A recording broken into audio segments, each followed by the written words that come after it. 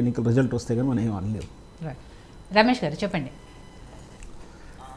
Madam మధ్యలో cut అయి ఉండే విషయం ఏంటంటే ఇక్కడ వాళ్ళ కాంగ్రెస్ బీజేపీ అభ్యర్థుల చరిత్ర చూసినట్లయితే వాళ్ళను క్యాడర్ ఏదైతే వ్యక్తిగతంగా ఊర్లలో గ్రామీణ ప్రాంతాలు కావచ్చు అర్బన్ ఏరియాలలో ఆ వ్యక్తుల మీద ఇంపాక్ట్ ఏం లేదండి.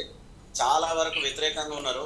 ఎందుకంటే ఒక పార్టీలో పదవులు అనుభవించి కూతురుని ఏదైతే ఎలివేట్ చేయడానికి ఇంకొక పార్టీలో చేరిండని చెప్పేసి కడెం శ్రేయర్ గారి మీద 40 ఏళ్ళ అనుభవం ఉన్నటువంటి వ్యక్తి మీద అనేకమైనటువంటి విమర్శిస్తా ఉన్నారు. గ్రామీణ ప్రాంతాలలో మీరు యాజ్ ఏ జర్నలిస్టులుగా ప్రజల్లోకి వెళ్ళినప్పుడు వాళ్ళ మీద ఏ విధంగా కామెంట్ చేస్తా ఉన్నారో మనం చూస్తా ఉన్నాం.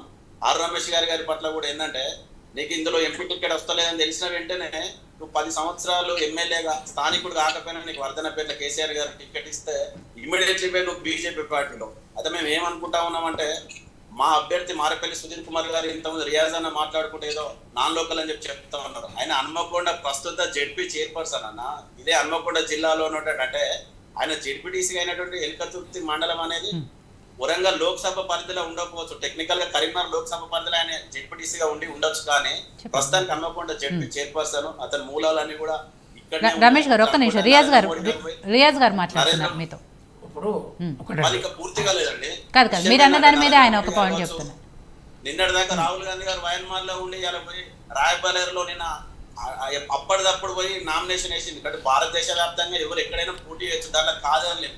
మా బాధ ఏంటంటే 40 సంవత్సరాలు ఎస్సీ రిజర్వేషన్ ఉపయోగించుకున్నటువంటి కడియం శ్రీహరి గారు వాళ్ళ కూతురు మతాంతర వివాహం చేసుకున్న తర్వాత కూడా అదే ఎస్సీ రిజర్వేషన్ క్లెయిమ్ చేస్తూ ఈ ప్రాంతంలో అన్ని పార్టీల నాయకులు లేరా, వారి రిజర్వేషన్ వాళ్ళు దోచుకొని వేయాలా. ఎస్సీ రిజర్వ్డ్ అయినటువంటి లోక్సభ స్థానంలో ఈరోజు కాంగ్రెస్ పార్టీ వాళ్ళు పోటీ చేస్తా ఉన్నారు, ప్రజలు గమనిస్తా ఉన్నారు. మరి మీరు కూడా కడియం కావ్య గారికే కదా టికెట్ ఇచ్చారు, అదే ఎస్సీ రిజర్వ్డ్ స్థానం నుంచి. మేము ఒకటి చెప్తా ఉన్నాం. పద్మక్క గారు కూడా ఒకటి అన్నారు, ఆర్ రమేష్ గారు వర్ధనపేటలో మంచి అభివృద్ధి చేసిరని. అంత అభివృద్ధి చేసినట్లయితే ఒక రిటైర్ అయినటువంటి ఒక పోలీస్ అధికారి చేతిలో 1,00,000 మెజారిటీతో గెలిచినటువంటి ఆర్ రమేష్ గారు 1,20,000 ఓట్ల తేడాతో మొన్న జరిగినటువంటి అసెంబ్లీ ఎన్నికల్లో వాళ్ళు ఓడిపోయారు. ఎందుకంటే ఆయన చేసినటువంటి వ్యక్తిగత అవినీతి వైఖరి వల్ల ఈ రోజు అందరు కూడా కలిసి ఓడగొట్టడం జరిగింది. ఇక్కడ మా అభ్యర్థి పట్ల క్లీన్ చిట్ ఉన్నటువంటి 10 ఏళ్ళు మీ పార్టీలో ఉన్నప్పుడు తెలియలేదా రమేష్ గారు ఆరు రమేష్ గారి అవినీతి గురించి?